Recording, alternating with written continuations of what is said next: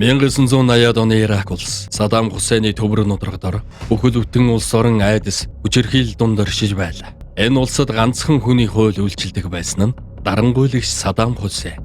Тэрний хатуу чанга засаглалд ор Ирак улс хөрш Ирантайгаа 8 жил үргэлжилсэн цус тайнд нэрвэгдэж Багдадын гудамжнууд зогсоор дүүрч ард түмэн үхлийн айдаст автаж байлаа. Гэхдээ Саддамын цус тайнаас чилүү аимшигтай нэгэн мангас тэрний ордон дотор нуугдаж байсан. Тэр бол өөрийнхөө тайжаалын төлөө хэнийг ч алхаас буцахгүй Саддамын ууган хүү Үдэй. Иракчууд тэрний нэрийг чанга хэлэхээс зүрхшээдэг байлаа.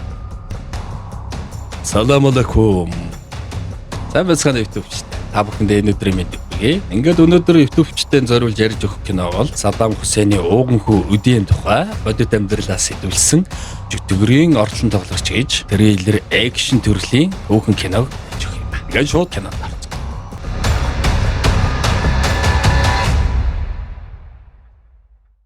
Латиф нэлээд үхсэн байдалтай машины ард сууж яваагаар кино эхэлдэг.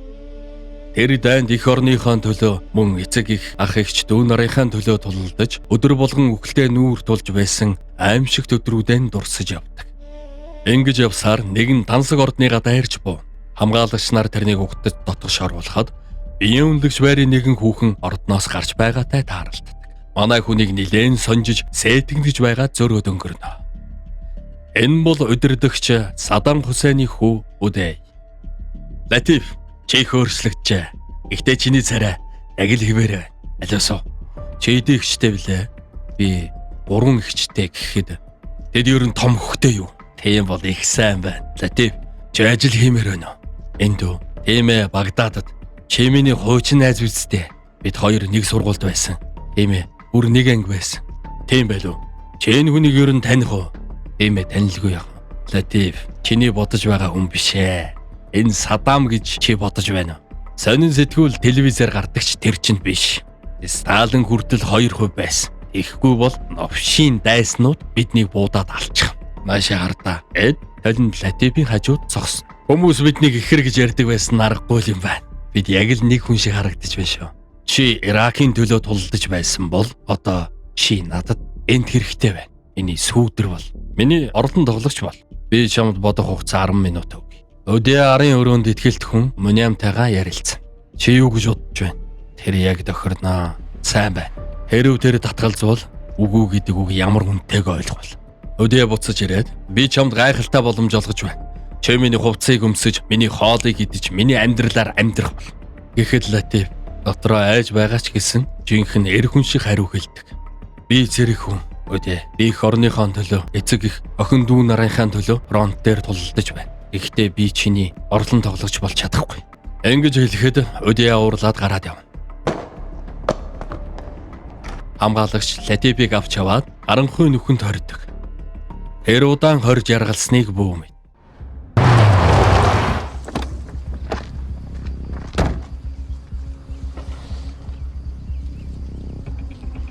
Үдэй ирж Латифийг чирж авчираад өмнө нь сөхрүүлдэг.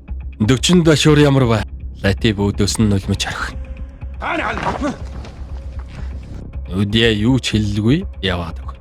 Хамгаалагчид Үдэйн харцаар л ажлаа маш сайн хийдэг.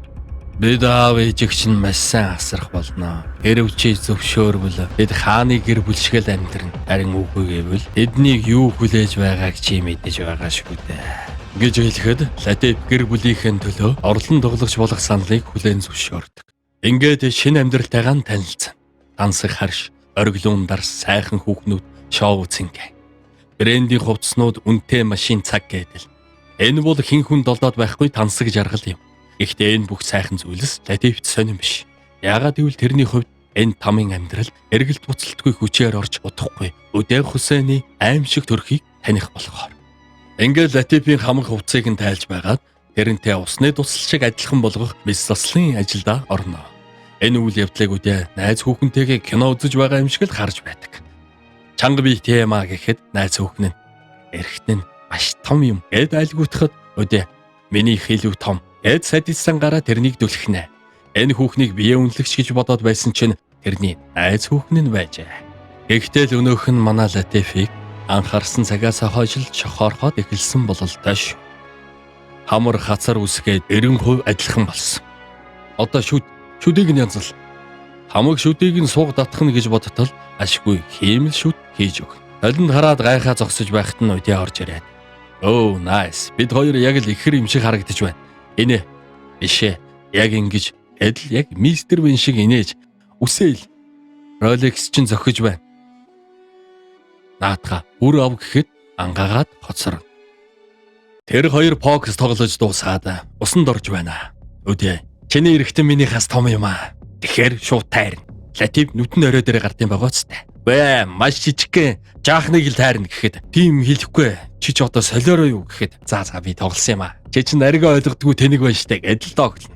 Үннээсээ ярьсан бол чи эрхэн болгоны бодохыг ч хүсэхгүй зүйл байна да. Энэ хоёр маань ихэндээ хөгжилтэй бол. Өдөөгийн айс санч сайхан байна. Эцэстээ юу л болдог бол. Манай хүн жаргалтай л байна. Хөлөндөө өдөр болгон сайхан хүүхнээр массаж хийлгээл. Ингээд байж байтал Мөнэм орж ирээд энэ хүн бол Олимпийн хорооны гишүүн гэд танилцуул. Бид чамд нэг шоу үзүүлнэ гэд урцгийг тоглуулж эхэлдэг. Тэнд хүмүүсийг тааснаас дүүжлээд дашуурдаж, шүдийг нэг нэгээр нь суулж, орон дээр хэвтүүлж байгаад тогоор зохиулах гээд янз бүрийн аргаар хүн дамлаж байгаа бичлэг үзүүлнэ. Тэрнийг нь тайлбарлаж байхдаа бүр бахархалтай нарахгүй баяссан шинжтэй яриад байдаг шүү. Энэ хүмүүс дотор хамгийн аимшигтай нь эмэгтэй хүний хүртэл тамлаж байна. Эдгээр нь ямар хүмүүс вэ гэхээр цагдаа болон Олимпийн тамирчид юм. За, жаахан гүйлгээтэй. Энэ бол бүхийн тамирчин. Тэр Москвагийн Олимпиад эмэгтэйчүүдийн төрөлд хүрэл медаль авсан. Хангалттай өөрийгөө дайшлаагүйгээд шийтгүүлж байгаа. Энийг дуустал нь үцээрээ гэд гараад яв. Латив үзэж чадахгүй бичлэгийг унтраа. Бас нэг муухай зүйл нь энэ бичлэгнүүдэн зарж өдөө ашиг олдог юм байна.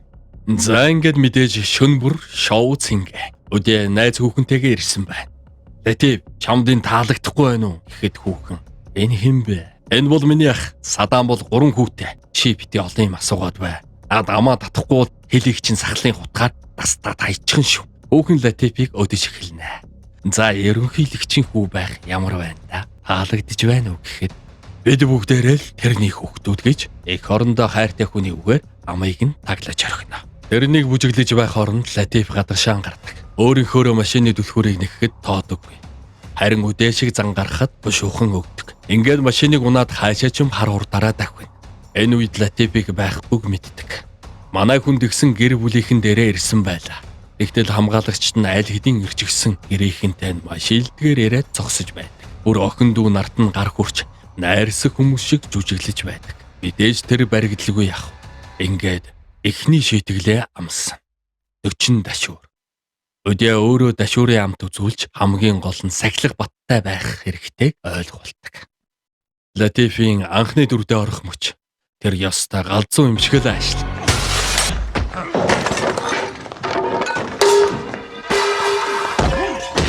Сахилах бат дэг журам гэж орилоход Мөнэм гайхалтай.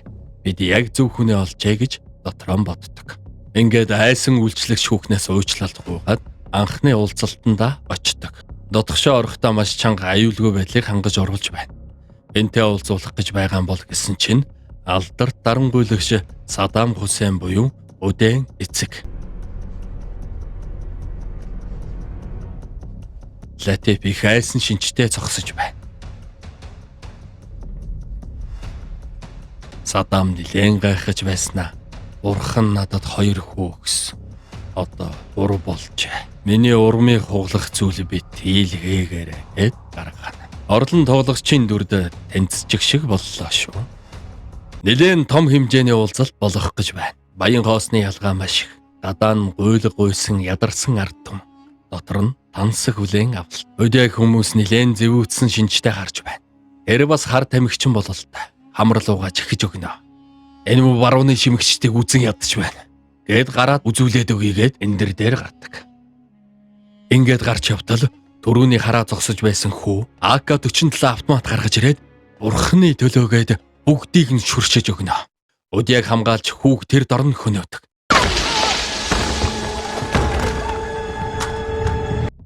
Харин Өдөө биш Латив үххээ шахсан байдаг. Гаднаас Өдөө хачин зууны хувцастай хараал идэж хашгирсаар орж ирнэ. Тэгснээ саяны Латифыг алах оролдлогыг ярих юм байх гэж бодсон чинь дэсхөндлөн имэрээд муусан Кует Ираныг үзэн ядаж байна. Жил бүр манахаас $280 сая хулгайлж байна. Эмэгтэйчүүдийг маань гутаан доромжилж байна. Бид эднээс айхгүй. Их зэрэг Ирантай мөнгөний төлөө байлдаж байгаагаа зөвтгөх гэж орилж эдэнд уран гаргаж байна. Тэгээд уцс дуурахад шал өөрхөн болно. Тэгээ найз хүүхэнтэйгээ яриад Багдадад чам шиг өгцөгтэй хүүхэн байхгүй шүү. Эд гараад явна. Нөгөө хэдэн ч энэ ийм л хүнтэй гэсэн байртай үл. Монем Латифэд чи тэрний эмэгтэйчүүтэй ярьж болохгүй. Тэгээ тэрнийг ямар ч үйлдэлийг хараагүй, сонсоогүй юм шиг байх хэрэгтэй гэж зөвлөгөө өгдөг. Сургуулийн гадаа жирэнд нэг өдөр хүүхдүүд хичээл сургуульдаа явж байна. Харин Удэ Хусейны байн хийдэг зугаатай ажил. Энэ улсад тэрэнд үйлчлэх хууль гэж үгүй. Хичээлэн тараад явж байгаа дунд сургуулийн охины хойноос машинаараа дагаж өдөж эхэлнэ. Хөөе, хөөрхөн бүсгүй минь. Машин суулдаа. Тэрнийг хамгаалагчд нь бас 2 насанд хүрээгүй охиныг замаас нь зогсоож санал тавьж авч явах гэж байна. Нөгөө хоёр нь ч дуртай байгаа бололтой. Охин ч айц.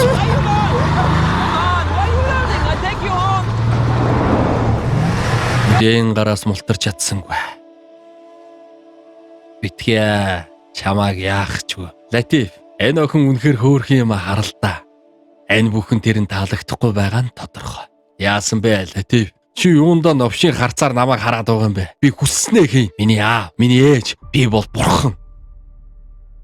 Ингээд оройн нэгэн томчуудын үдшилэг болж байна. Өдөө нэлээд согтсон мансуурсан байна. Харин өдрийн айж байсан охин эзэний тэрний амраг шиг мөрийг нь налаад бүжиглэж байна.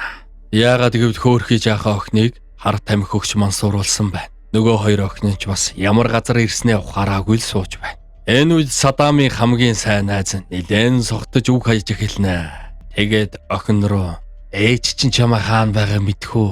Өдөө чи багшаас нь чөлөө авсан юм уу гэж дохуурхож шоолно. Мэдээж тэрний уур нь хүрлгүй л яах. Энэ цагийг хар. Энэ их хоол. Энэ тансаглал миний аавын гавья. Чи бол зүгээр миний аавын нохой. Шимэгч. Гэд буудах гэснэ болж Латифийг тэрнийг ал гэд бууган өгдөг. Би буудахгүй. Чиний хэрэг учраас чи өөрөө бууд гэд буцаагаад өгдөг. Өдөө буудах гэж тэрнийг айлгаж баг таваа хангаж байгаад охиныг дагуулад унтлахын өрөө рүүгээ явдаг. Ингээд охинд виски өгч хар тамхи соруулна. Охин мансуурсан байдалтай инээсээ. Надаас өршөөлгүй гэд хүч хэрэглэж эхэлнэ. Нөгөө охин айж уйлахад ашгүй гадаа нь бундуу гарна. Тэгсэн өнөө согтуу өгөх цаг нь болсон юм шиг агсан тавьж байна. Хэмбэ гэж орилоход хамгаалагч. Тэр муу таргангахаа хаана галзуурч байна. Бид тэрэнд ойртож чадахгүй юм чинь. Гэхэд тэр маш ихээр уурлаж буугаан сэнэглээд гарч очиод зогс гэж анхааруулдаг. Нөгөөх нь тонил цаашаа. Өдөө жинхэнэ зэрлэг зангаа гаргаж том чинжаал аваад шууд хоёр хөлийнхэн шөрмсийг дас завчдаг. Тэгээд нүүр нүдгүй сээчиж байгаад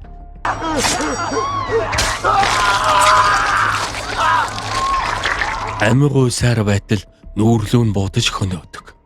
Энэ бүх хүмэн донд Латиф хажууд байсан охиныг аварч таксинд суулгаж амждаг. Үүрээр нэгэн машин хээр явж байгаа зогсож арын тэшээ онгоолоход санаанд оромгүй зүйл. Хөөрхий өнөө 10 жилийн сурагч охин өгсөн байдалтай хэвтэж байдаг. Тэрнийг замын хажуу руу хогшгол шидэж орхидог. Ингээд маргааш нь жинхэнэ том хэрэг дэгдгийм байгаа үстэй. Садам Хусейны хамгийн сайн найз ойрын хүний хөнөөч гисэн. Тэр хүүдээ хэрхэн хандах бол ивэлээд өнгөрөх нү аль эсвэл үхлийн ял өгөх нү.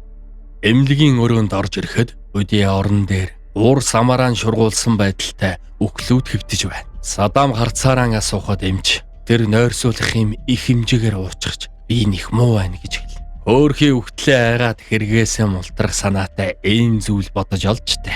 Садам толгой дөхөхөд хамгаалагч нь тэрнийг ортой нөргөөд босгоод ирнэ. Эцэг нь болсон хойно хэд хэд алгацсан болоод болох нь гэдэл хутга гээд эрхтийг нь таслахаар барьж авдаг. Яг дастхан дээ гэтэл эмч болохгүй. Тэгвэл цус алдаад шууд өхнө гэдэг. Тэр хийх гэж байсан зүйлээ болоод. Тэрнийг төрөхтөн лалжчихдаг байж гээд яваад өгнө. Дараа өдөр нь Латиф нэгэн сонин зүйл харна. Энс тоглож байгаа хоёр хүн яг ихэр юм шиг байна. Садам ч бас орлон тоглогчтой. Тэгэхээр Латиф ганцаараа тамийн амьдралтай биш юм аа. Дайн үргэлжилсээр л. Латиф өрөөндөө дүрдээ орж бэлдсээр л. Удахгүй олны өмнө гарч элтгэл тавих болохоор. Тэгж байтал Удиа найз бүсгүй орж ирээд тэрнийг өдсөөр байгаад өвөртөө оруулна. Энэ бүхнийг Удиа мэдчихвэл галзууртлаа урлаад манай хүнийг тамлаж алах байх та. Латиф бие барьж дийлсэнгүй. Энэ бүхнийг мөн камераар хараад сууж байна. Тэгээд дараа нь юу болохыг мэдэж байгаа болохоор бичигдсэн хуурцгийг устгана. Латиф нэгэн бункерт орж ирнэ. Тэнд Садам "Хүү минь, одоо чи Басра руу явах болно" гэж тушаал өг. Ингээд Басраад ирэхэд тэрнийг замын шалганы цэргүү зогсоож үнэмлэхээ гэхэд зүгээр л Жокерийн хөзөрөгчгөөд л яваад өгнө. Өнөө хоёр нь таньсан ч гайхаад л өнгөрөв. Иракийн цэргийн бааз телевизээр шууд дамжуул тэр цэргүүдэд уран мөхөөр иржээ. Яг гитлаар дахиж мэдлээд Иракт ирчихсэн юм шиг л харагдаж байна. Энэ шууд дамжуулалтыг ээжийн эрэхүүд яа үзээд "Энэ бол би мунтаг ярьж байна" гэд хөөрөөд хэвтэж байна. Латиф сайн ажиллаа. Тэгээд буцаад нөгөө шалган дээр ирэхэд гай таарлаа. Бүх харуулуудыг алаад өөр хүмүүс отож байдаг. Энэ бүхнийг Латиф анзаараад ухраарай гэж орилно. Цэргэр Удиа мөн үү гэдгийг батлаад шууд л дохио өгөөд галлаж эхэлнэ.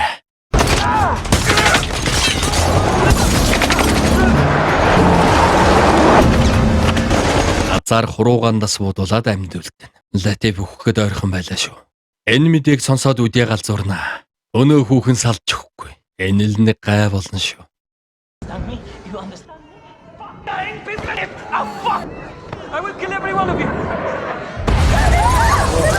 Тэр галзуурж байхад дэлбэрэлт болж ашгүй гайгүй өнгөрнө. Ирак бол нефтэрэн алдартай. Дэлхийд нөөцөөрөө эхнээсээ тавд ордог. Тэгээд Ирантай хил орчмын нефтийн ордуудын маргаан харин Кувейтчүүдтэй дашөөрөмдлөгөөр тосгуулгайлсан гэж дайдсан юм байна. Удиа зугаацж яваад нэгэн хуримтай таарна. Залуу нь Иракийн төлөө зүтгэдэг цэргийн хүн. Сүйт бүсгүй нь үнэхээр үзэгсэлэнтэй юм аа.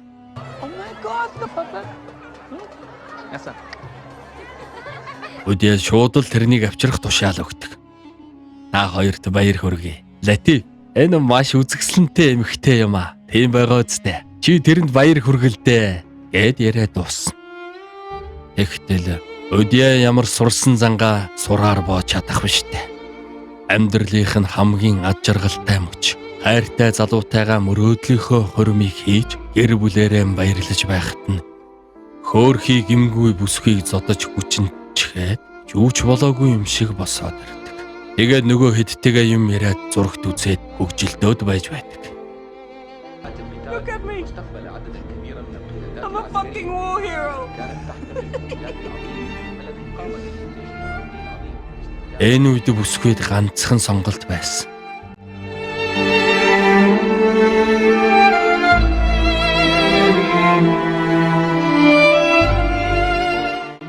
Тэр бол амиа хорлох. Бүсгүй гэр бүл хайртай хүн рүүгэн сүүлчийн удаа харж салах ёс хийчгээд өндөр барилгын дагтан дээрээс яг найранд ирсэн хүмүүсийн гол тунаж амьсгал хураад.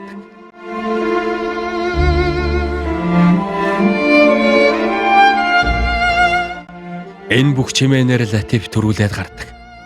Тэр өгчихлээ гэд сэтгэл нь шаналж зовж байхад Удиа ямар ч хувирал байхгүй. Тэрний хэн гэдгийг нь олж мэд. Тэгээд гэр бүлд нь хэдэн динар явуулчих. Гэд юм чинээ боддгүй.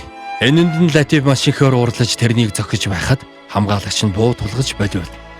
Удиа Латифийг тайвшруулж "Ингээ хэрэггүй найз, би чамд хайр. Би чамаа хайшин ч явуулахгүй. Чи хизээж надаас явж чадахгүй" гэд энийгээд энэ хэргийг дуусгав. Ингээд Удиа нөгөөхөө сорж байхад нь хамгаалагч нэгэн зураг бариад ирнэ. Тэгтэл дунд сургуулийн сурагч охины зураг байна. Тантай уулзахаар зочин ирлээ гэж хэлнэ. Мань хүн бас цагаа дуулахаар арчаагүй. Латиф руу ярьж тэр хүнтэй уулз гэж тушаадаг. Тэгтэл Удиан алсан охины аав нь ирсэн байдаг. "Латиф, би таны гомдлыг шалгах болно. Туслана" гэхэд "Би зүрхний өвчтэй хүн. Миний бие их муу байна. Миний нүд рүү хар. Бүр гүн рүү нь хар. Тэндээс чи Иракийн ард түмний зовлон шаналл ой гашуух харах болно" гэж зоригтой ярихад Өдөө энэ бүхнийг сонсож байгаа дэслэхгүй гараад ирдэг. Чиний охин чинь угаасаа яахан байсан. Тэр 14 хүн настай мөртлөө тэр дуртай л байсан шүү дээ. Гэхэд миний бяцхан охин эрэгтэй хүнд гарч хурч үзээгүй. Энэ арай дэндэж байна. Чи бол гэмт хэрэгтэн гэхэд тэрэнд мянган динар төрөхч. Энэ нь янханд өгөхөд хангалттай мөнгө. Гэд бүр нас барсан охиныг нь аав нь байж байхад доромжлоо. Тэгэхэд аавд нь хийж чадах ганцхан зүйл нь тэрэн рүү нулимхал байлаа. Өдөө уурлаж дахиад л хүний гараар могоо бариулж Латифыг буудгаж тулгана. Үгүй чи өөрөө бууд гэд чамайг бид хоёр юу гэснийг харсан биз дээ. Бууд би чамайг бүтээсэн. Гэд тэр хоёр ширүүн маргалдана. Латиф би чамд хайртай гэхэд үгүй өдөө чи өөртөө л хайртай гэж хэлнэ. Чи үхээс айхгүй байна уу гэхэд би нэг чамд хялбар болгож өгье гэд хоёр гарын бугуугаан цусдаг. Нэгтэл тэр бүр баясаж. Энд чинь яста порно киноноос илүү дээр юм байна. Манайхаа энийг бичээрэй. Камер хаана байна? Эдл орилж гарна. Охины аав сандарч анхны тусламж үзүүлж эхлэхэд өдөө одоо л сандарч эхэлнэ. Ингээд гэр бүл нь гэртээ оройн хоолой идэж байхад нь хаалгыг нь нүддэг. Тэгэхэд хөөрхий Латифыг гэрийнхэн гадаа нохоо шиг хайчаад яваад өгсөн байдаг. Энхүү галзуу дарангуулагч удай Хусайны гараас мултарлаа. Ингээд гэр бүлтэйгээ амар сайхан жаргахна гэж бодож байтал жүтгэрийн хүү тэр нэг зүгээр дураар нь явуулна гэж үу байхавд хамгаалагч шаавтай нь уулзаад явдаг.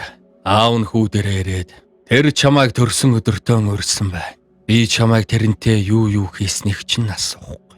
Би хүүдээ итгэдэг. Нэг л өдөр бурхны тааллаар бид шудраг эсийг тогтоох болно. Миний хүндээс чадах чинээгээр хол яв гэж эцэг хүн хүүгээ ингэсэн сэтгэлээрээ хэлдэг. Тэгтэл Латиф өдөөг үхэж шорон бологдох хүртэл би явахгүй. Тэр намайг хайж ирж таараа. Бас та нар дээр ч ирнэ. Гэт төрсөн өдөрт очихоор шийднэ. Өдөө жинхэнэ галзуурч байна. Нүцгэл бүгдээрээ хувцаа тайл. Энэ бол миний төрсөн өдөр гэдэл гар буугаан тулгаж гаж хүслээрээ дарамтлж өгнө. Нөгөөдүүл нь яах вэ? Яаж чадахгүй хийгснийг л хийн. Латиф орж ирнэ. Өдөө бөөм баяр. Энэ үед найз бүсгүй төрүүлээд гараад явдаг. Миний ах хүрээ ирлээ гэхэд энэ бүгдийг чинь хараад Серап юу гэж хэлэх бол гэж хэлдэг. Серап гэдэг нь өдөө нууц ажилтан юм байна л да. Тэр чамаа хуурах гээд байна гэхэд эрийг чи яаж мэдсэн юм гэдэл уурлаж Латифыг суу гэхэд тоохгүй яваад өгдөг. Тэгтэл араас нь буудаж эхэлнэ. Латифч бас буутай явж уудалцаж байгаад лифтнээс нөгөө хүүхэн татаад оруулна. Тэгээд намайг хамт аваад яваач. Ихгүй бол намайгч бас ална гэж гуйдаг. Хаалгаар гарах гэтэл сахалтай хамгаалагч үүдэнд нь орохгой зогсож байдаг. Буугаан тулгаад бууг нь авдаг. Хүүхэн тэрнийг бууд гэхэд би сайн хүн бишээгээд тэр залуу амьд үлдээгээд цухтдаг. Өдөө гарч ирээд машины хойноос хийл буудаж чи тэрнийг явуулчихлаа гэд залууг зохиод тэр хоёрыг хөөхгүй орцгоодог. Тэр хоёр нэгэн том хотын буудлын өрөөнд байж байхад нь утас дугарна. Утсаа хөтлөө өдөө ярьж байна. Багдадад буцаад хүрээд ирээ. Хоёулаа хуучны сайхан цаг шиг машинаар зугаалж хүүхэн олъё л доо. Ах минь, та хоёрыг санаж байна шүү гэдэг. Яаж энд байгааг мэдвгээд хүүхнийг хардаж эхэлнэ. Тэр би хүүхэдтэй, бяцхан охинтой. Тэр миний эгчтэй хамт байдаг. Энийг хэнч мэдэхгүй. Бүр өдөө хүртэл мэдэхгүй. Чи надад туслаач те. Би охиноо Иракт үлдээж чадахгүй гэхэд чи надад одоо л энийг хэлж байгаа юм. Эд урал чи хэлсэн. Энэ утасны дугаарыг үдээд чи хэлсэн. Чи бол Серап. Гэт тэр хоёр замсална. Ингээд буудалтай ирээд байж байтал үдээ залгана. За, тэр чамд юу гэсэн бэ? Охинтой гэдгийг хэлсэн үү? Гэдлийнэ. Одоо хүрээд ирээ. Аав чинь манайхаар зочилж ирээд байна. Би аавтайгаа ярмаар байна гэхэд утсаар яриул. Миний хүү сайн уу? Аавынх нь амьдралын эцсийн мөч ирсэн байна. Чи миний хэлснээр хий.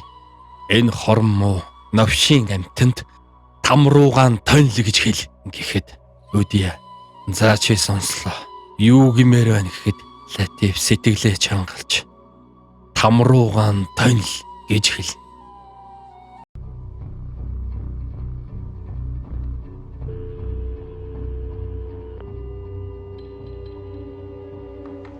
Тэгээд өнөө эхнэрээ хөнөөлөгдсөн залуу дээр ирдэг. Тэр хоёр энэ бүхнийг зогсоохоор нэгднэ. Хүний хөл дарагдсан нэгэн зах дээр үдээ бас л шинэ өгөөш хайсаар машинтайгаа явж байгаад нэг охиныг тоочглоно. Нөгөөх нь ч гэсэн бас айлгүйтэд байдаг шүү. Яах вэ? Тэрнийг танихгүй. Бас баян спорт машинтай залуу өдөөд байхаар нь гоё санагдсан байж ч болох юм. Манай хоёр аль хэдийн байраа эзэлсэн байна. Ингээд нөгөө гинэ охин машинд нь суудаг. Энэ үед өдөөнд туслах мөнөө мэрч гисэн байдаг. Тэр зөв замыг сонгожээ. Латифт энд дэргэж мэдээлэл өгсөн байна. Зогсож байх тэрхэн мөчөд залуу тэрэг түрээд машиныг нь хөндлөсөж зогсдог. Өдөө уурлаад наад юма холдуулаач аа. Новшвэ гэхэд шууд буугаан гаргаж ирээд өдөө энэ бүхнийг эхнэрийнхээ төлөөгээд хэлж байх оронд нь хамгаалагч залууг бодож орхидог. Эцсийн найдвар Латиф хойноос нэрж охины аюулгүй байдлыг нь хангаж буулгаад өдөөг буутах гэтэл гайтай зүйл. Өнөөгч нь гараас нь татаж тэрний эмзэг эрхтэн рүү нь бууцаж орхидог. Гүйцэх гэтэл охин байдаг чадлаараа чөтгөрийг хамгаалж хамгаалагч чирж Латиф зүгтхаас өөр сонголтгүй болдог. Ингээд хамгаалагч тэрнийг зогсгож орилоход Латиф эргэж хараад нүдний шилээ аваад сахалт ирлүү харахад хамгаалагч тэрнийг таньж өмнө нь өөрийг нь буудаагүй амьд үлдээсэн болохоор өрөөдөлж тэрнийг явуулдаг. Тэгээд биш байна гэд эргээд иртэл эргэтэнгүй болсон үдээ ухаан балартаж өглөөд байгаагаар чөтгөрийн орлон тоглогч кино маань өндөрлөдгөө. Бодит амьдрал дээр тэр энэхүү халдлагаас амьд үлдсэн. Аргагүй л чөтгөрийн хүү юм да. Гэхдээ үүлийн үрн ирж хөөрхий тэр эр хүний бахархалгүй болсон байдаг. Америк Иракийн дайны үе буюу 2003 оны 7 дугаар сарын 22-ны өдөр Америк нэгдсэн улсын тагнуулын албаныхан нэгэн мэдээлэгчээс Өдөө тэрний ах Хүсэ болон Өдөөний хүү нарыг Иракийн хойд хэсэгт орших Мосул хотын нэгэн хаус дотор нуугдаж байгаа тухай мэдээлэл авчээ. Гэхдээ энэ кинонд гардаг үйл явдлууд бол зөвхөн өнгөн хэсэг юм. Өдөө Хүсэн бодит амьдрал дээрээ бол киноноосоо ч илүү аимшигтай, солиотой нэгэн юм аа. Тэр одоогоор амьд болов. Житгэрийн хүүгийн сонирхолтой баримтууд, жигшүүр тэргүүд тэрний хэд их тансагдлыг сонсож мэдмээр байвал Аванзын суугтаан сав дарж хонхоо дарахаа мартуузаарай. Дараагийн дугаараар дэлгэрэнгүй түүхэн бичлэг зургуудтай ярих болно. Аванзын суугт хамт байсан баярлалаа.